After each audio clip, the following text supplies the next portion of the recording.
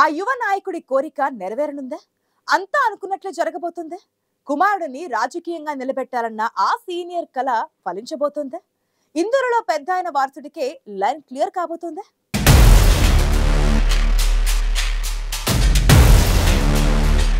పదేళ్లుగా బీఆర్ఎస్ లో ఉన్న నాయకుడు ఒక్కసారిగా యూటర్న్ తీసుకున్నారు. రెండుసార్లు బీఆర్ఎస్ నుంచి ఎంపీగా గెలిచిన నాయకుడు జెండా మార్చేశారు. ఈసారి కూడా గులాబీ పార్టీ నుంచి పోటీ చేస్తానని మొదట అనుకున్నారు సిట్టింగ్ ఎంపీ. కానీ ఆ బడా నేత మనసులో మాట బయటికి రాగానే ఎంపీ బీబీ పాటిల్ మనసు మార్చుకున్నట్టున్నారు.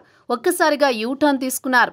ఇన్నాళ్లు గులాబీ పార్టీలో ఉన్న సిట్టింగ్ ఎంపీ కమలం పార్టీకి జై కొట్టారు.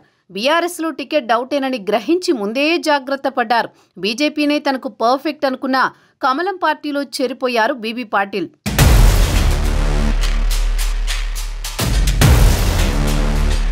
మాజీ స్పీకర్ పోచారం శ్రీనివాసరెడ్డి గత అసెంబ్లీ ఎన్నికల్లో బాన్సువాడ ఎమ్మెల్యేగా మరోసారి గెలిచారు. అయితే బీఆర్ఎస్ పార్టీ అధికారంలోకి రాలేదు. కానీ తన రాజకీయ వారసుడిగా కొడుకు భాస్కర్ రెడ్డిని బరిలో దించాలని ఎప్పటినుంచో అనుకుంటున్నారు సీనియర్ లీడర్. పార్లమెంట్ ఎన్నికల్లో వారసుడిని బరిలోకి దింపాలనుకున్న కోరిక నెరవేరబోతోందన్న ప్రచారానికి బీబీ పాటిల్ పార్టీ మారడం గ్రీన్ సిగ్నల్ అనుకుంటున్నారు అంతా. ఇటీవలే బాన్సువాడలో జరిగిన నియోజకవర్గ స్థాయి కార్యకర్తల సమావేశంలో మాజీ స్పీకర్ పోచారంతో పాటు ఆయన కొడుకు భాస్కర్ రెడ్డి కూడా జహీరాబాద్ టికెట్ ఇస్తే పోటీకి సిద్ధంగా ఉన్నామని చెప్పుకొచ్చారు. ఈ పరిణామాలతోని పాటిల్ మనసు మార్చుకున్నట్టు తెలుస్తోంది.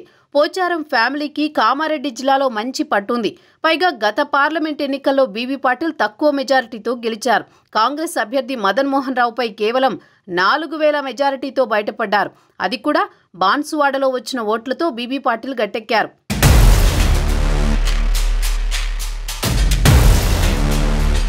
ఈసారి ఎలాగైనా ఎంపీగా బరిలోకి దిగాలన్న పట్టుదలతో ఉన్న పోచారం భాస్కర్ రెడ్డికి బీబీ పాటిల్ తీసుకున్న నిర్ణయం కలిసి వస్తోందంటున్నారు విశ్లేషకులు. గత ఎన్నికల్లోనే పాటిల్ పార్టీ మారతారన్న ప్రచారం జరిగింది. కానీ సర్వేల ఆధారంగా రెండోసారి కూడా పాటిల్ బీఆర్ఎస్ నుంచి పోటీ చేశారన్నది పార్టీ వర్గాల టాక్. అదృష్టం కలిసొచ్చి రెండోసారి కూడా ఆయన ఎంపీగా గెలిచారు. కానీ ఈసారి తెలంగాణలో బీజేపీకి సానుకూలత ఉందన్న ఆలోచనతోని బీబీ పాటిల్ తన నిర్ణయాన్ని మార్చుకున్నారా, లేక పెద్ద ఆయన పోచారం మనసులో మాట తెలుసుకున్నాక ముందే జాగ్రత్త పడ్డారా అన్నది వేరే విషయం. కానీ బీబీ పాటిల్ మనసు మార్చుకోవడంతో పాటు ఇటు పోచారం భాస్కర్ రెడ్డికి హైదరాబాద్ ఎంపీ టికెట్కు లైన్ క్లియర్ అయినట్టు ప్రచారం జరుగుతోంది.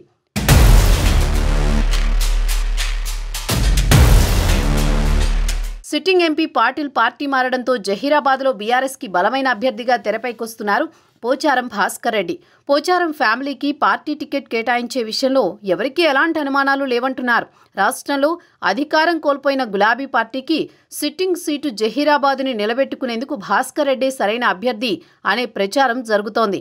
జహీరాబాద్ పార్లమెంట్ నియోజకవర్గంలో 4 నియోజకవర్గాలు కామారెడ్డి జిల్లాలో ఉంటే 3 నియోజకవర్గాలు మెదక్ జిల్లాలో ఉంటాయి. పోచారం శ్రీనివాసరెడ్డికి కామారెడ్డిలో గట్టి పట్టుంది.